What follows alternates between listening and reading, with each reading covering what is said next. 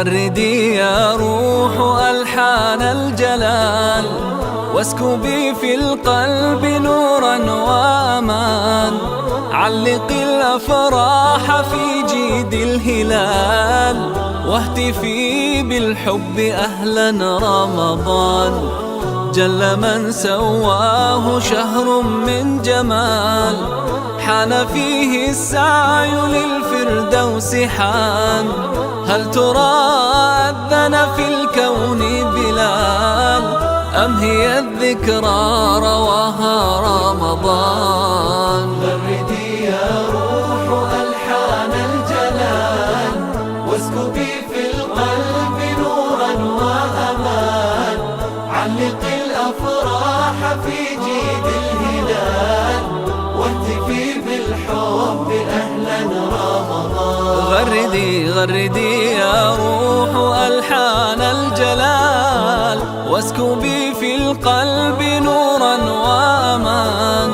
علقي الأفراح في جيد الهلال، واهتفي بالحب أهلا رمضان. جل من سواه شهر من جمال، حان فيه السعي للفردوس. سورة في القرآن الكريم احتوت كل آياتها على لفظ الجلال. احتوت كل آياتها على لفظ الجلال.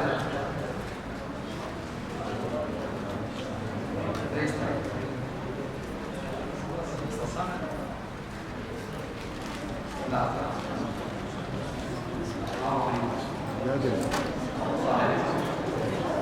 سورة المجادلة.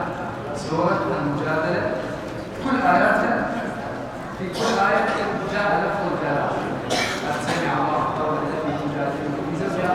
كل آية في هذه السورة جاء فيها لفظ الجلال. السؤال الثاني إن شاء الله سهل لمن يجاوب من غير العلم. قال تعالى: والصافات صفا فالزاجرات زجرا. ما معنى الزاجرات زجرا؟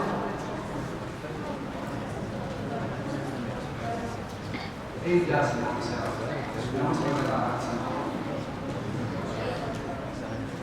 والصافات صفا فالزاجرات زجرا.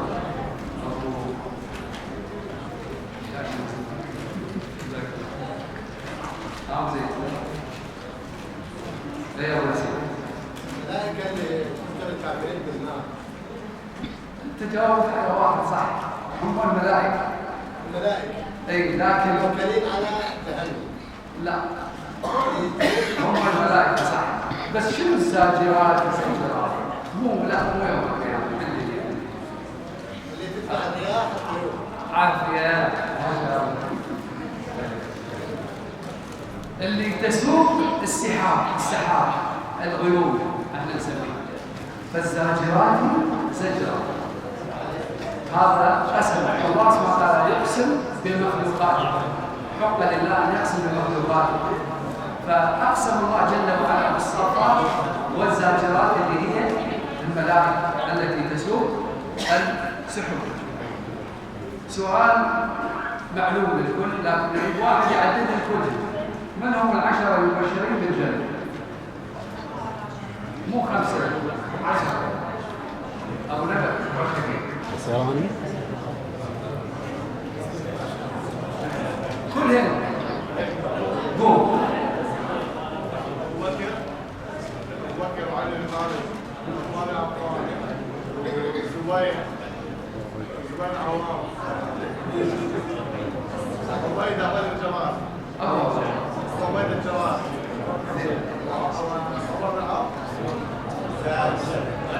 لا أحد يدور. دورنا خمسة وصلنا.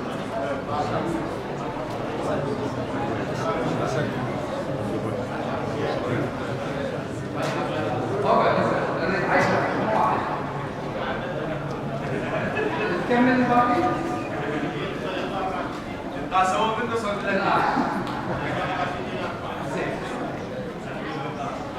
ابو سراج دبرهم لي قدام 10.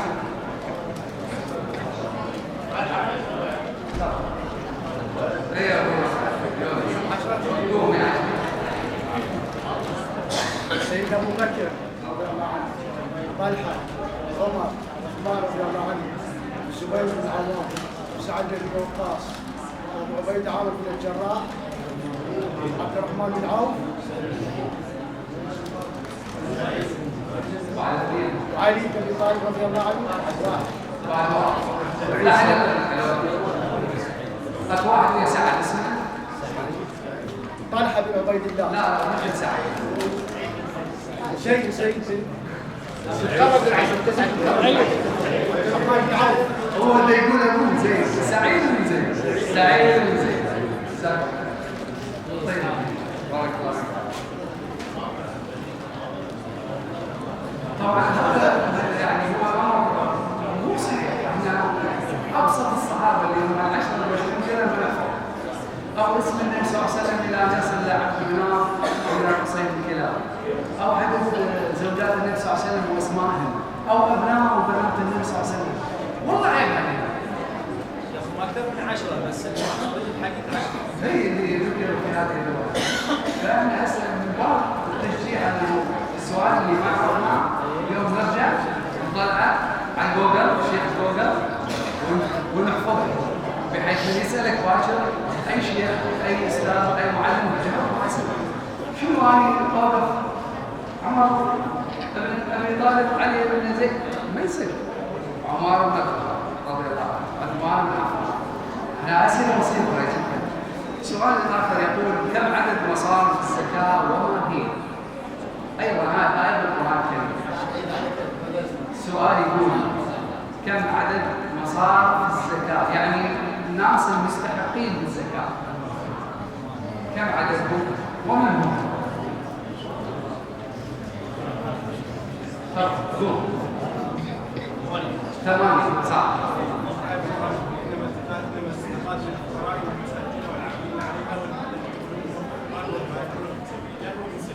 ورك زيد مصارف الزكاة 8 ذكرها الله جل وعلا في سورة التوبة. إنما الصدقات للفقراء والمساكين والعاملين عليها والمؤلفة قلوبهم وفي الرقاب والغارمين وفي سبيل الله وفي السبيل. هؤلاء الثمان أصناف تعطى لهم الزكوات والصدقات. سؤال بسيط بدكم تجاوبون عليه. ما هي أعظم آية في القرآن الكريم؟ أي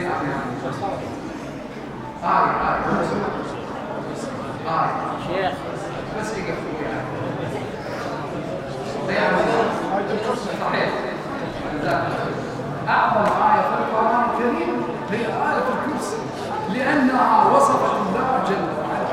الله لا إله إلا هو الحي القيوم لا تأخذه سنة ولا نوم له ما في السماوات وما في الأرض من ذا الذي يشفع عنده إلا بإذنه وهذا سؤال أيضا بسيط. في أي عام هجري فرض الصيام؟ في أي عام هجري فرض الصيام؟ اللي جاوب متى؟ إيه لا تزال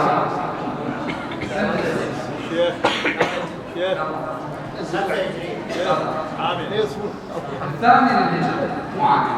الثاني للهجرة صحيح. في أي شهر؟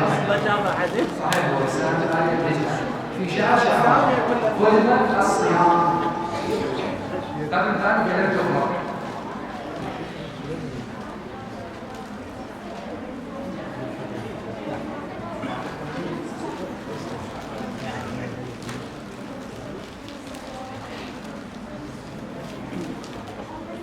في أي سنة وفي أي شهر كان فتح مكة؟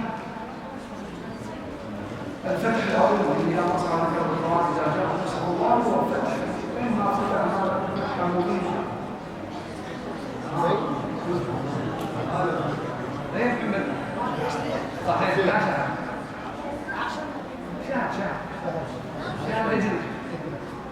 احنا بيا شهر في رمضان في رمضان في السنة الثالثة من الهجرة كان فتح مكة وبعدها دخل الناس في دين الله أفواجا.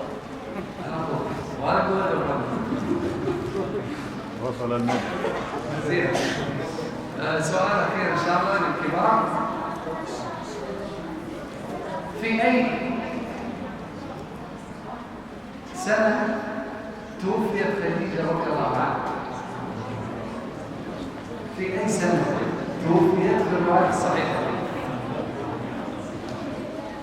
من يعرف؟ التي كانت سند للنبي صلى الله عليه وسلم وخير عمله وصبر وتحمل وكان مولى. أنا أعرف شو. أنت لا المشترك. في أي سنة توفيت خديجة رضي الله عنها؟ اللي جاوب يجاوب. نعم. في خوان.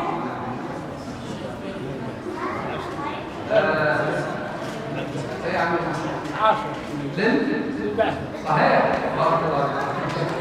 في السنة العاشرة من بعثة النبي صلى الله عليه وسلم توفيت خديجة رضي الله عنها، نسأل الله أن يبشرنا معها. النبي صلى الله عليه وسلم كان دائما يدل على الخير ويقول بشروا أو يا جبريل وقال بشر خديجة ببيت في الجنة لا نصب فيه من قصب، لا نصب فيه قصب، فهي من الجنة بشرها جبريل والنبي صلى الله عليه وسلم. نسأل الله جل وعلا